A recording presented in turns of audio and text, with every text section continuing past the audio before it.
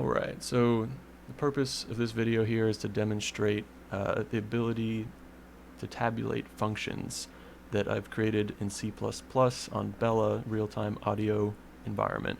And the function that I have tabulated and will be using and demonstrating is this function here I have in Desmos, the natural log of cosine of h of x, with a gain term added. As you can see, it's like a rectifier curve. Essentially, it's a parabola shape transfer characteristic, and it has a gain term, so I can change the steepness of the curve, essentially.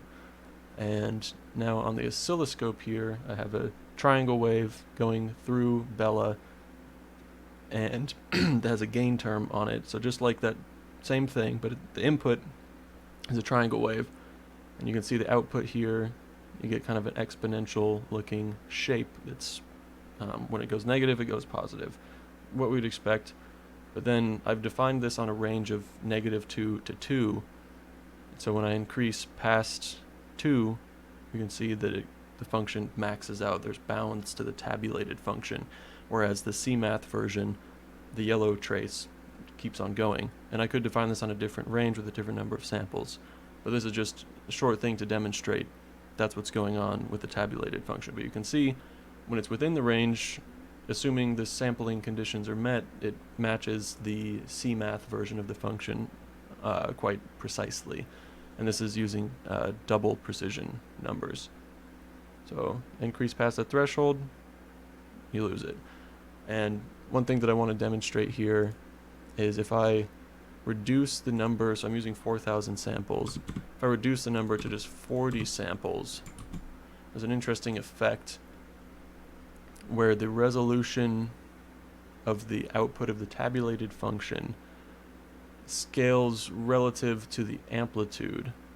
So at a great amplitude, a large amplitude, it matches the CMath version more closely than at low amplitude. You think it's a vertical grid that's broken up.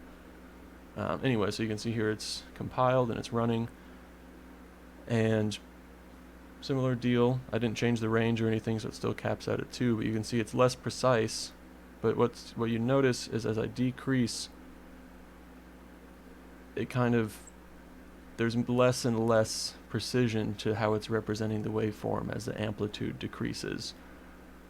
So, and this is something I have yet to figure out, is how to, given the boundaries that you want to capture and given a resolution that you want to achieve, how to make the resolution constant throughout the whole amplitude range. And right now I can just cheat and use a bunch of samples, and so that way, just you save enough points, it doesn't matter. And also it doesn't matter as much once you use a lot of samples, because you don't really hear that when it's that low.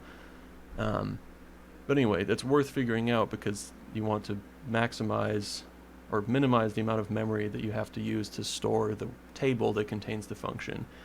And there's maybe some sort of way to scale the way that you read from the function table to dynamically change, or you just have it so the minimum amplitude meets the resolution requirement, and then anything above that, it also meets it. So anyway, that's a short demo. I'm going to do an audio demo once of using this rectifier to do anti-derivative, anti-aliasing. Of a sigmoid function, tan h. Coming up next.